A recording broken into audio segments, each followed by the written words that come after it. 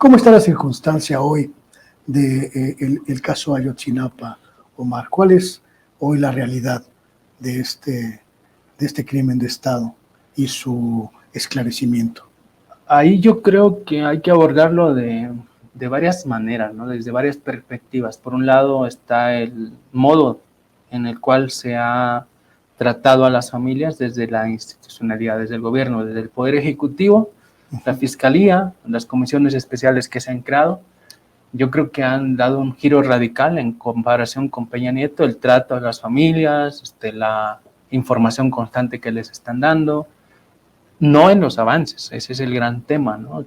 Y se comprende dado la magnitud del caso, la gravedad del caso y lo que implicó para el gobierno de Peña Nieto y la antigua PGR, pues básicamente echar a perder todo expediente para las propias instituciones del ejército mexicano que pues mangonearon, no se quisieron, extraviaron, borraron, tacharon miles de expedientes. Entonces ahí está la dificultad.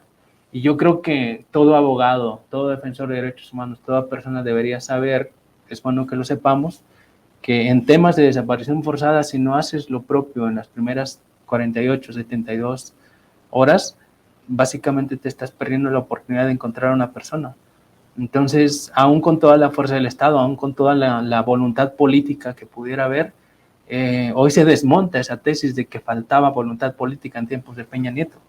Hoy hay voluntad política con el gobierno del presidente Andrés Manuel López Obrador. Sin embargo, los resultados no están. ¿Por qué? Porque también hay otras instituciones, entre ellas encontradas, ¿no? O sea, no basta la voluntad política de nuestro comandante en jefe, del jefe de Estado mexicano, porque hay otras instituciones que presentan resistencias, como el ejército, como antiguos colaboradores de Murillo Karam, de Tomás Herón de Lucio, que les deben sus puestos en las fiscalías o en algún otro lado a esas personas. Entonces apenas hay un avance, inmediatamente filtran.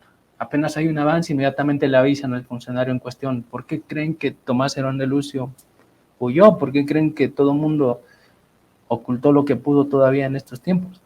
Entonces, o sea, no es una cuestión sencilla, y menos tratándose de un caso tan grave. ¿A poco creen que para el régimen anterior le conviene que el presidente Andrés Manuel López Obrador resuelva este caso?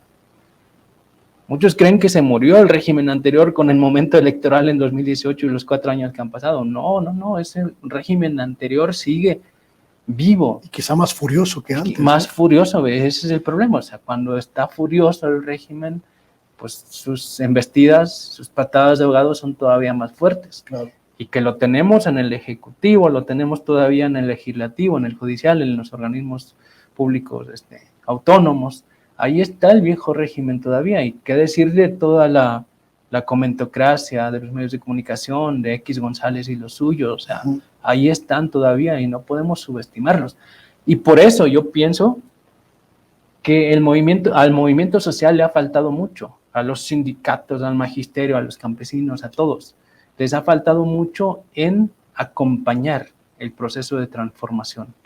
No porque compartan en sí o al 100% el planteamiento, el proyecto nacional de desarrollo del presidente Andrés Manuel López Obrador, sino en tanto coyuntura, en la cual, si bien no iban a llegar al socialismo algunos, al anarquismo otros o al autonomismo otros, sí podían dar un avance. Y algunos han preferido no hacerlo.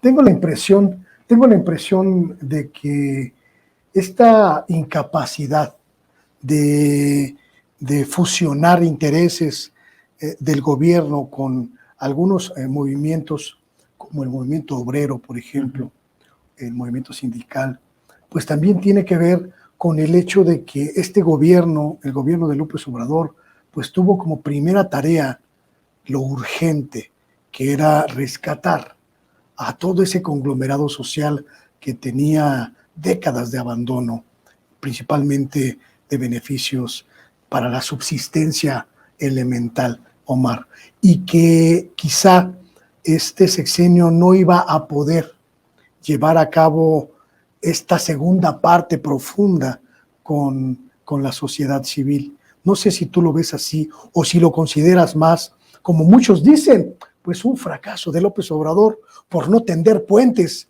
con estos movimientos. A ver, yo pienso que hay de los dos, en menor y mayor porcentaje. Yo le apuesto más a la primera cosa que dijiste porque lo veo objetivamente, es obvio. Yo lo veía incluso cuando hacíamos cambio de dirigentes en Ayotzinapa, que duramos un año en la gestión, ¿no? O sea, los primeros 3, 4 meses apenitas vas, pues, en tu curva de aprendizaje, claro, en agarrarle la onda a la administración de la escuela, en cimentarte en tanto comité estudiantil. Imagínate un país tan grande, pues eso pasa también.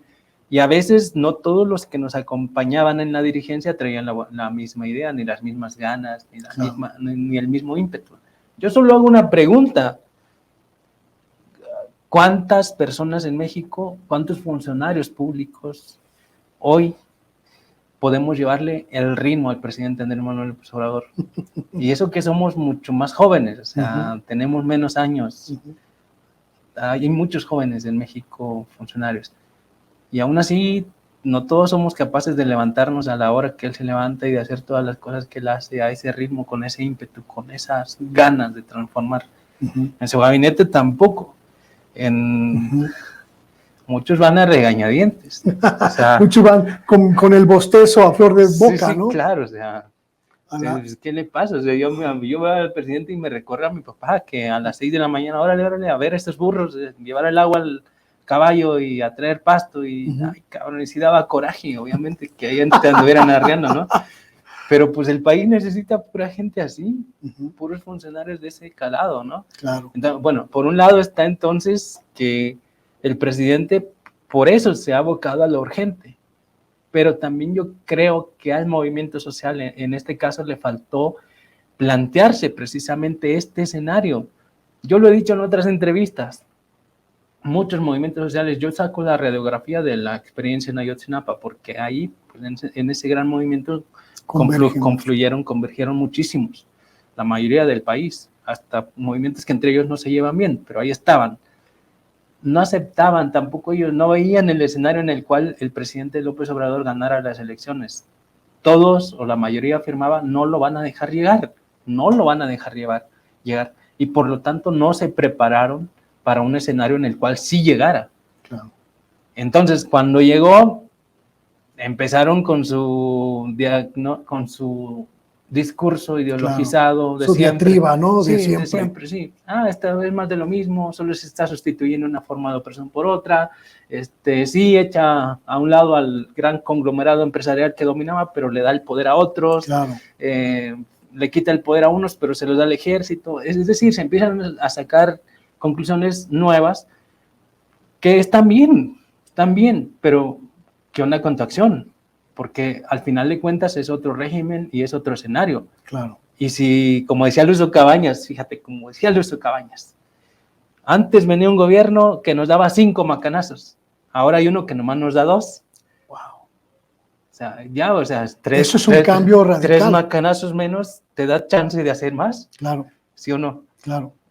Sigue golpeando, pero golpea menos. Sigue limitándote, pero limita menos. Claro. Y si no te preparaste para un escenario en el cual tuvieras un poquito más libertad de maniobra, como movimiento, como organización, etcétera, pues entonces la responsabilidad ya no está en quien gobierna, la responsabilidad es tuya en tanto ente social, en tanto ente organizado, por no tener una visión coyuntural o visión de coyuntura.